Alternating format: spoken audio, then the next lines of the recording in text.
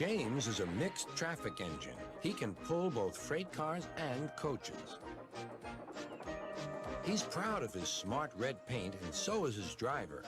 Everyone says you brighten up their day, James. One morning, James whistled loudly at the other engines. Look at me. I am the smartest, most useful engine on the line. Rubbish, replied Thomas. We're all useful.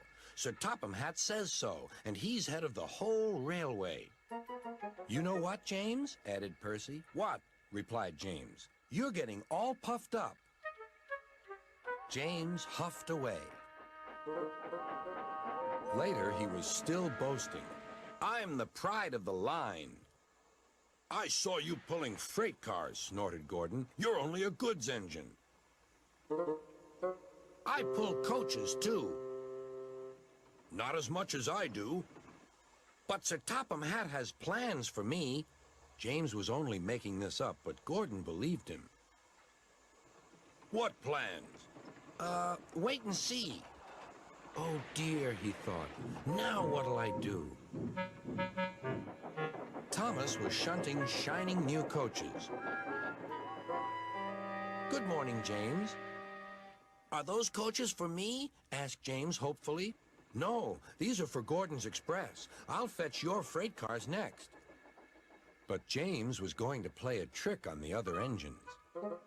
Actually, Thomas, I'm taking the coaches. Sir Topham Hatt asked me to tell you. What about the cars? Asked Thomas. Give them to Gordon. Come on, Thomas, said his driver. Orders are orders. So when James's driver returned, James was coupled to the coaches and he puffed away.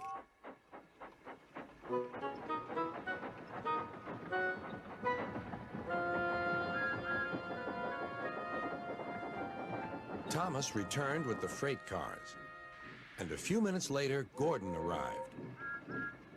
Where's the express? Thomas told him about James, and so here are your cars. Gordon was very cross, and so was his driver. Wait till Sir Topham Hatt hears about this. Meanwhile, James was enjoying himself enormously. What a clever plan! What a clever plan! He chuffed. Then he saw Sir Topham Hatt. Some jokes are funny, but not this one, James. You have caused confusion.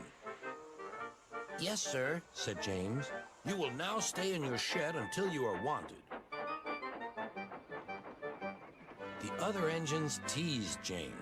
I wonder who'll be pulling the express today, said Gordon. I expect it'll be you, replied Henry. James is stuck in the shed for being silly. James felt sad. Next morning, he went back to work. Hello, whistled Thomas. Good to see you out and about again. I'm sorry I tricked you, said James. Are these my cars? Yes, replied Thomas kindly. They are pleased to have you back. James set off to the harbor with his train of freight cars. He bustled about all day, pushing and pulling them into place.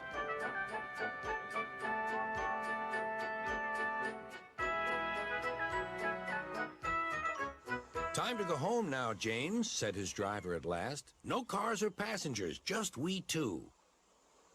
But his driver was wrong. Excuse me, called a man. I have a meeting with Sir Topham Hatt, and I mustn't be late. May I ride back with you? Of course, replied James's driver. Then he whispered to James, this gentleman is a railway inspector. James was most impressed. He steamed along the line as smoothly and quickly as he could.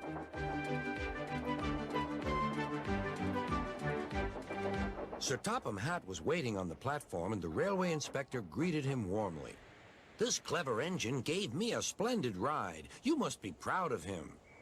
Yes, indeed. Once again, you are a really useful engine.